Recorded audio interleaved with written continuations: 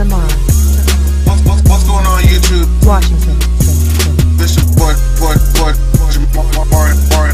for here once again. What's going on YouTube? This is your boy Jamari 4 here once again, and we are back this week for yet another video. I told y'all I'm about to be popping these videos out. We got all kind of things planned for the channel as far as uploads. So we are here to do American Horror Story. Now, I did American Horror Story season 6. I think season 6 was the first one I did. I tried to do Cult last year. I did not make it. I did not make it just because towards the end I stopped caring. I didn't get invested into the story. But this season, when they start telling me that, of course the new season's out, I'm going to always be interested in it initially. But when they say this is supposed to be like a cross between Murder House and Coven, I was like, okay, you got me. You got me. Because first of all, Coven is still my all-time favorite season. And the first season I saw in full. It was Coven that made me go back and watch all the other seasons. Or at least, at that time, the first 2. And I remember I saw Murder House a while ago.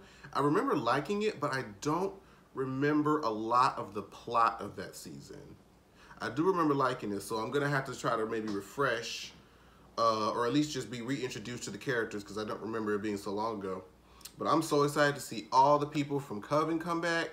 And first of all, I'm just happy to see Jessica Lange come back to this series because if y'all have been watching this, y'all know Jessica has been out of this series since season 4, which is Freak Show. And I was like, season 4 was so terrible.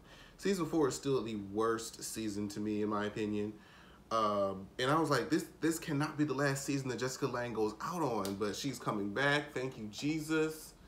You got all the greats. You got Jessica Lange, Sarah Paulson, of course, Kathy Bates. They brought in Joan Collins into this, who was a legendary actress. I'm just like, of course, Evan Peters is back. What is the black actress's name? I think it's Adina Porter, who was, I think we first saw her in, which one was that? She was the patient that was talking a lot, but then she had the major role in season 6. Anyways, I done got all into the history and stuff, but I'm just excited for this season. It's Apocalypse. We're gonna talk about we're gonna see how this is about to go. So this first episode, usually American Horror Story just kind of throws you in. They don't really give you many introductions and stuff. You just kind of, you know, feel your way as you go. So we see this girl. I still, for the whole episode, I did not catch her name. I did not catch her name. So I'm going to have to call her Homegirl with the blonde hair. So Homegirl is getting her hair done by Evan Peters' character. And he's her stylist. They're in LA. You know, she's heavy Instagram influencer with a lot of followers, and so she's trying to make herself look good, blah, blah, blah. And in the midst of her, you know, talking about, you know, what she plans on do with her channel and her brand and stuff, her assistant comes over, tells her, say, hey, take a picture of this item and, you know, post it because, you know, it's really hot right now. It can get you a lot of likes. We just said like 10,000 likes in 10 minutes. So they're doing that, and all of a sudden, everybody in the salon or the beauty shop that they were in all started getting, you know, those Apple alerts, you know, like whenever you get like an Amber Alert or a tornado warning or whatever, those alerts like make that loud noise on your phone. So everybody in the whole beauty the beauty shop is getting these alerts, and they're talking about this missile coming. It's this war, like these major cities are being blown up, and everybody's kind of looking around like, what the hell's going on? And then her dad FaceTimes her and says, you need to get to Santa Monica Airport. There's a plane there specifically for you and my family, or the rest of our family. Oh Lord, my baby chewing on something. But it's there for you and the family. You need to get out of LA because LA is about to become a crater. There's these missiles coming, they're about to bomb. We're not gonna be able to make it, but I just wanted to call you, let you know I love you, this, that, and the fourth. He's giving all this stuff, and it's just like, whoa, like, moments ago, you were fine getting your hair done in a happy place, and all of a sudden, your family is telling you that you may never see us again and we're about to die and you need to get out. And it's just like, whoa, wait, this is all happening. It's all happening way too fast. And then they turn on the news. The newscasters talking about all these major cities have been hit across the world, like Hong Kong and France and parts of Venezuela and all this stuff. It's basically World War III. It's basically World War III. And even as the, oh damn, Nat in here.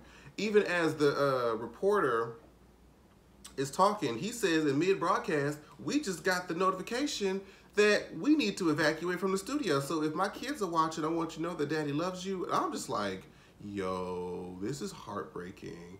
And what's so sad about this, because of the current political climate and this administration, even though this is a fictional show, I can't help but feel like this could really happen.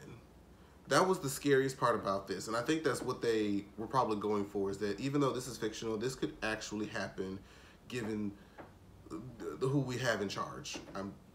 That just is what it is. So then Evan Peters' character, I'm going to get his name at some point. I'm going to get it. It's going to take me a while because I'm horrible with names, but I know the actor. So Evan Peters' character goes home. He hears over of the other girl, the rich influencer. He overlistens the conversation that she had with her father, talking about there's these seats on this plane to take you to a shelter or wherever protective place that they can go to. He goes home and grabs his mama. His mama is Joan Collins. And Joan Collins is the most prude, rich, Caucasian woman, and she is just living her fantasy, and secretly I live for her. I ain't even gonna lie to y'all, I kinda live for her. Because she just was so funny, she was so cute. So then when he tries to bust in there and say, hey, grandma, we have to go, this, that, and the four, well, she's like, oh, the world is ending. He's like, oh, don't believe that. It's just, you know, fake news or whatever she called it. And she's like, no, it's actually ending. We have to leave right now. She's like, well, can we at least get champagne? I'm like, champagne? This is how you know that she has lived the privileged life. The world is ending. She's thinking about champagne. God bless her. God bless her. So anyway, the influencer, the blonde homegirl, the main chick, she is on the way to the Santa Monica airport that her dad told her to go to. She called her husband, talk about, hey, you know, my dad told me to get here. Like, I need you to figure, like, where are you at? Can you meet me here? And he's like, I'm in traffic. You know, I don't know if I'm going to get there, but I'm going to let you know, blah, blah, blah. And so as they're driving, people are literally jumping from who knows how many story buildings, committing suicide because they don't want to get caught in the blast of the missile dropping, or they don't want to, I guess maybe their families have already died and they just can't go on. Like, people are just falling, and somebody fell onto their car, y'all. Onto their car. That would have scared the shit out of me. Oh, that is scary. I cannot imagine 1 minute you living your regular day-to-day life, and then the next, death, dismay, and despair. Like, you don't know what's going to happen in the next 10 minutes if you're going to live or die. Like, I cannot imagine what goes through a person's mind. Like, you go into survival mode, and I could never bring myself to do that. I don't care how bad the situation is. I could not take myself out the game like that. I'm too scared. I'm way too afraid. But people are just like, look, I'd rather do this than get blown up to bits. And I mean, that's your choice. You have every right to make that choice. It's your life. So the girl gets to the plane, and as they get to the plane, they start seeing like the airport or wherever whoever those workers were, wherever the plane was, they was in their jackets heading in their direction, thinking they about to get on this plane. So then the security, whoever it was that's protecting the girl, starts shooting them. And he's like, look, get on the plane, I'm gonna give y'all some time. He's shooting them, and then they finally catch up to him, start whooping his ass, and they're trying to get onto the plane to try to get themselves a seat. Homegirl called her husband and said, look, you know that agreement that we had, that verbal agreement? And he was like, no, don't do this, don't be like this. And he said, you are free to see other people. Click. Basically broke up with him, and also said, look, we don't have to leave without you. And dude looks up and sees the same airplane flying over him. He is like, you bitch, you left me. I mean, but real talk. They're coming at us. It's the end of the world. You stuck in traffic.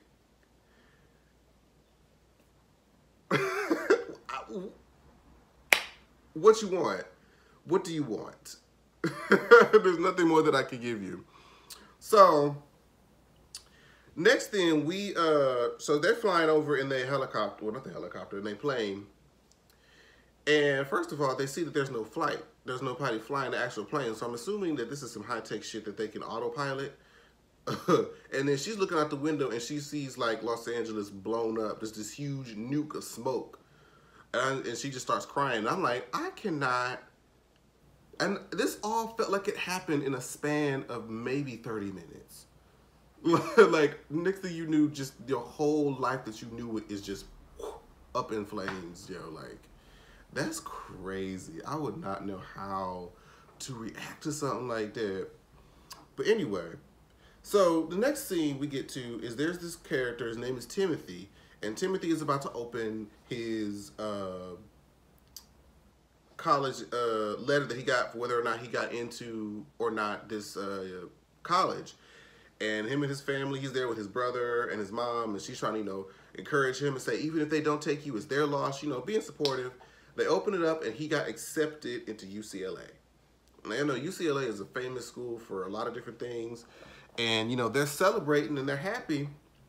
And then as soon as, you know, they getting this great news, the dad comes home and was like, haven't you been listening to the news? And they're like, you know, no, like, what's going on? And they're turning on the news. You see that same broadcast of that black man talking about some, look, we just been told to evacuate. All these cities have been hit. If my kids are watching, Daddy, I love you. And everybody's like, what's going on? What's going on? Like, this can't be it. This can't be true. And they start gathering together like, look, we don't know if we're going to make it. We just don't know what's going on. And they're having this sad moment. All of a sudden, this truck pulls up next door. And I'm thinking, like, is that the neighbors? Or what's going on with that? These people in these black suits barge into their house. And they're like, look, we're taking Timothy with us because he has some specific DNA that he logged onto Ancestry.com. And it's his greatest chance to survive. They said something real vague and funny. I'm like, I'm gonna need you to explain this a little bit more. But they said, no, trust me, this is, you know, his best chance. And so they start taking him and they're like, well, why don't you take the brother too? They're like, nope, it's not an exact match, it won't work. So he strips them from their family, takes them to some lodge or some holding facility where he meets this girl. God, she showed it, say her name and I forgot. I want to say it's like Emily. I'm gonna remember it for next time. But they meet up in this holding place. They said that she just got pulled out of prison because they didn't even tell her nothing. So then we get a 2-week time lapse. Okay. 2-week time lapse, they're here being hauled off in some truck to some desert location. We don't know what the fuck. And as they're being hauled off to the site, they get out, they have these suits. And, you know, I guess that's for their giant, full-bodied gas masks or whatever. And as they walk into this opening of this little, I don't even know what that thing will be called. Just the opening to the little, what they call it, an outpost? They see these two people on the ground and they're like begging for their lives. They're like, no, no, please, we won't do it again. You know, let us live, we promise. And next thing you know, boop, boop, down goes their head, bruh. They get shot in the book head. I'm just like, oh. And that makes you wonder, well, what the hell did they do? What did they do, Lord Jesus? So, next thing we meet is Wilhelmina, Vendale. She said her name so fast, but I caught that her name was Wilhelmina. And it's the Sarah Paulson's character, and she's giving you full-fledged, like, queen tease, like, I run this shit. And she's being, like, real demure and shit. She's talking about welcome to the Outpost 3, and talk about how this is the new world order. We're going to restore world order, and what she said, how she's talking about how social media has made people believe that they're equal.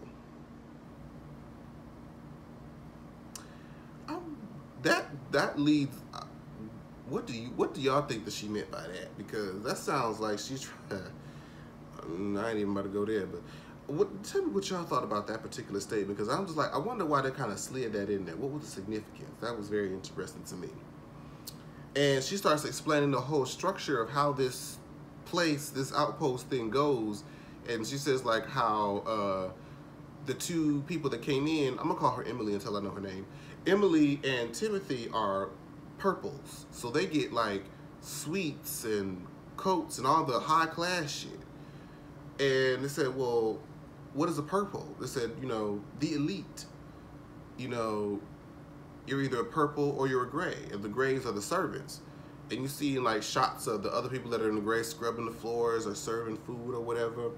And I'm just like, wait, y'all need to explain this a little bit more. Y'all just kind of just throwing this out there like we supposed to know what the hell y'all talking about. What the hell going on? And they said she just spitting off these rules like, you're a purple, you cannot leave this building because of, what does she call them? Canker pus monsters. Now I don't know if she just made that up or if this end of the world has caused people to transform and disfigure themselves into some, do y'all know what a cankersaur is? And then a canker pus monster? I'm just imagining, like, if y'all are familiar with the video game The Last of Us, y'all know the clickers with them things on their faces? That's what I'm imagining these things look like if she's referencing anything that's real. I'm just like, oh my God, what the hell? So, let's see. She tells them that every day they have to dress up for dinner and that they'll find their clothes like in their suite or whatever. So they take a shower and they get ready for dinner and they kind of see each other and you can tell that they kind of had like a, oh, he or she look kind of nice. You can kind of tell that there was that whole little moment right there. So then they go into this common room, I guess this is where they eat, and this is where you see them meet up with the homegirl, Evan Peters' character, like a couple of other people that we haven't seen up until now. Jeffrey Boyer Chapman's character is in there. We're gonna talk about his character later. And they all dressing up for dinner. And so when they get to the dinner, when they serving up the plate, I'm thinking that they having an ice cube. I'm like, is this a joke? But then Adina Porter's character says that this cube is supposed to possess every vitamin that we need. At least that's what they tell us. And I'm like, and you couldn't really see anybody eating it per se. You just kind of saw it on a plate and you just saw them chewing. So I'm like, but how does it looked just like an ice cube. I don't know, but apparently that's what they've been feeding them, I guess twice a day. Let me see. Oh, homegirl talked about she getting, apparently they've been down there for, well, I guess it was been about 2 weeks before they brought the new people in. So they've been down there for about 2 weeks. She getting pissed like, look, I need some real food. I feel like for some place that looks like it's supposed to be costing hundreds of thousands of dollars, I should be having the most expensive chef in this motherfucking kitchen cooking me some real food, and she going off.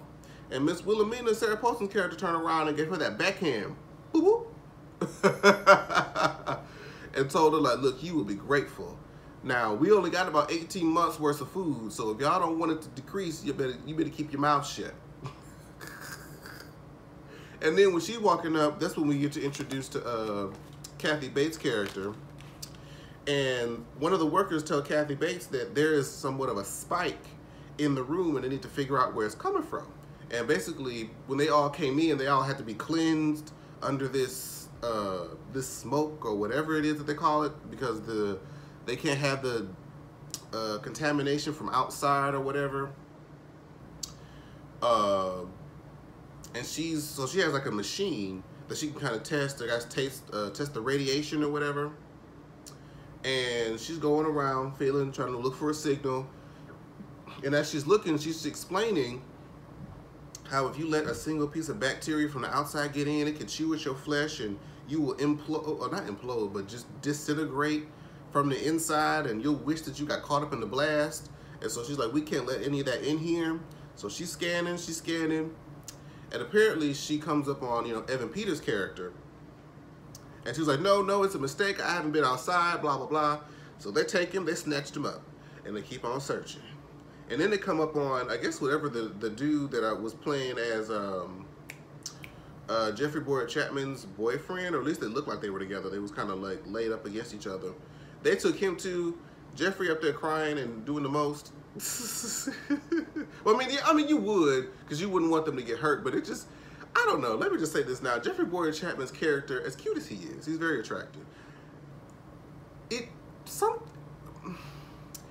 Just the way that he was portraying, like, anger and emotion just felt extra, and not in the good way. Like, I don't know why it felt like he was overacting to me. It could be just me, but something about it felt unnatural. I'm not sure why. Love him, but just in this scene, it felt unnatural. But be that as it may, he gets taken away. Evan Peters and the other guy are taken to this room, and they are like being scrubbed harshly with some sort of broom or whatever instrument they were using. And then finally, as they like bleeding, and first of all, they're completely naked, they're bruised, and they lay them down on the floor. And then she gets back with that tool again, goes over to Evan Peters' character, scans him. She's like, he's clean. Goes back to oh boy. They scan him again, like, nope, he's dirty. And they're like, no, please. Like, I don't want to go through the showers again, or whatever the spray, or whatever he said. And he said, you won't have to. Boom. Shot him right in the head. I was just like, oh, Lord Jesus, have mercy. Well, they don't be playing around here, but, I mean, I guess I can see why, but still, like, shit. So, the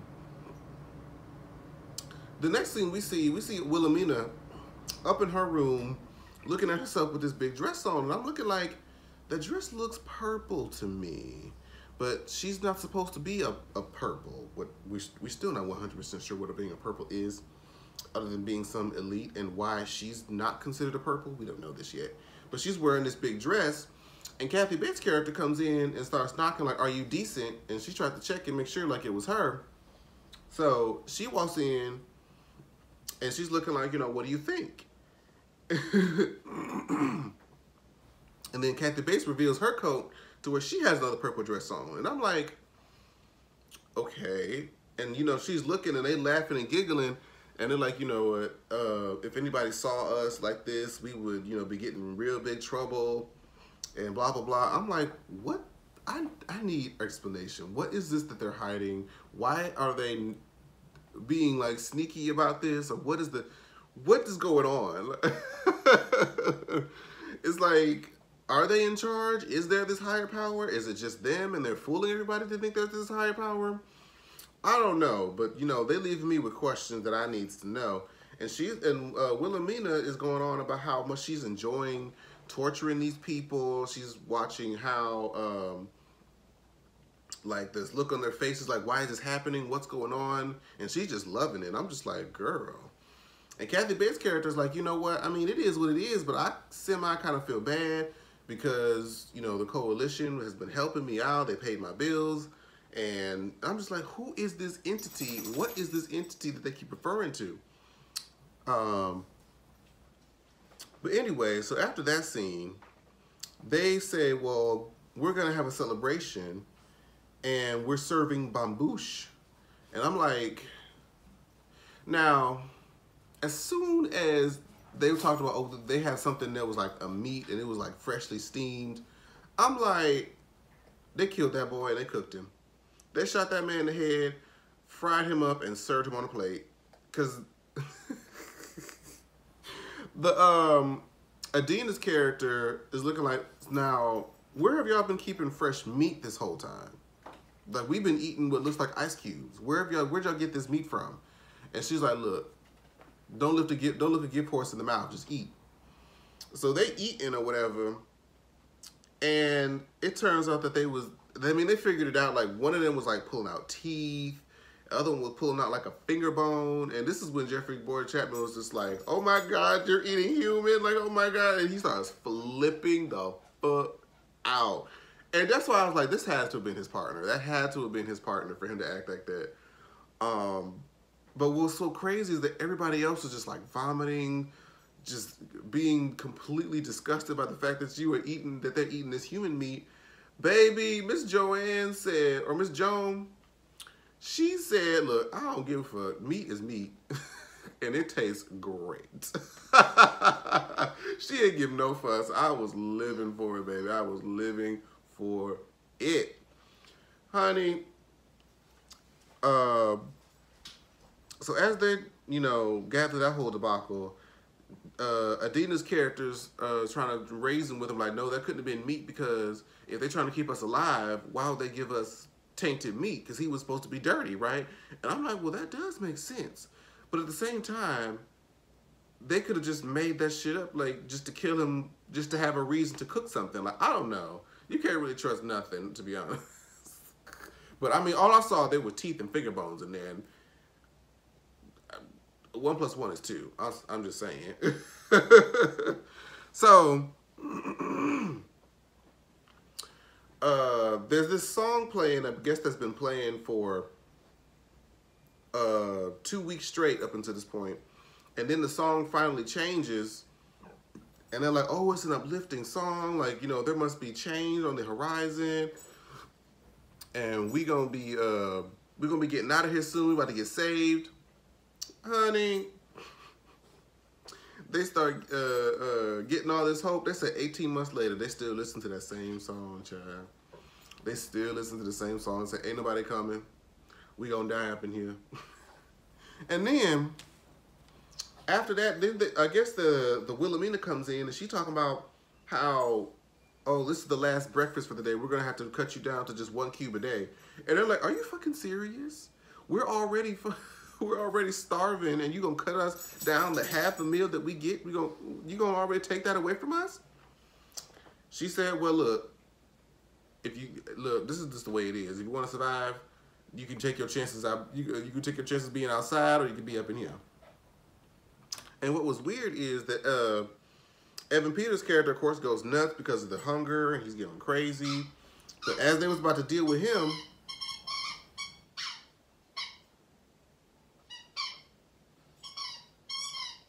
really?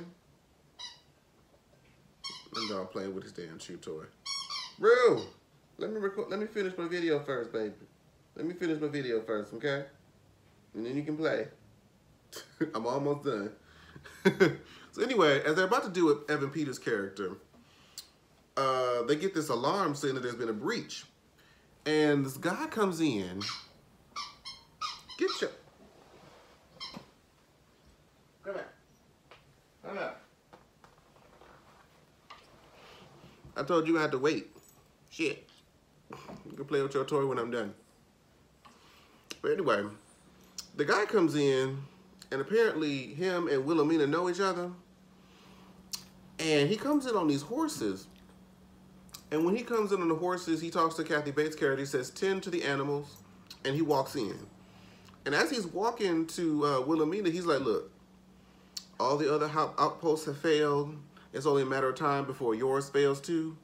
But I'm here to tell you that we have this civilization. We have food that can last up to like a decade, he says. And she's like, so are you going to take us to this place? And she's like, and he's like, well, I'm going to test everybody that's here and see who is worthy of survival. And she's like, well, what happens if they're not worthy? And he says, well, they end up like my horses. And we pan back over to where Kathy Bates' character done shot the horses in the head. Mind you, the horses looked like they had blisters and probably all kind of disformity from the accident or whatever. And so he done shot them in the head. I guess they're going to be used as meat, or at least I hope so. And I'm just like, what the hell is going on? This is only the first episode. I need at least 2 more to hopefully get some kind of answers. But that was the end of this first episode of American Horror Story. Sometimes American Horror Story is hard to review just because there's so much mystery usually that doesn't get like solved, or we don't really get much answers until midway through or as we go. But that's half the fun, I guess. So I'll try to be here, you know, every week or as many weeks as I possibly can to do American Horror Story. If y'all are loving the reviews, if y'all are fans of the show, be sure to like, comment, and subscribe. Share across all your social media if you can. I would greatly appreciate it. And I'll see you guys in the next video. Come on, say goodbye. Say bye. Look at the camera. Say bye. Okay, now go. Oh. Bye, y'all. Like, share, subscribe. Jamar Washington.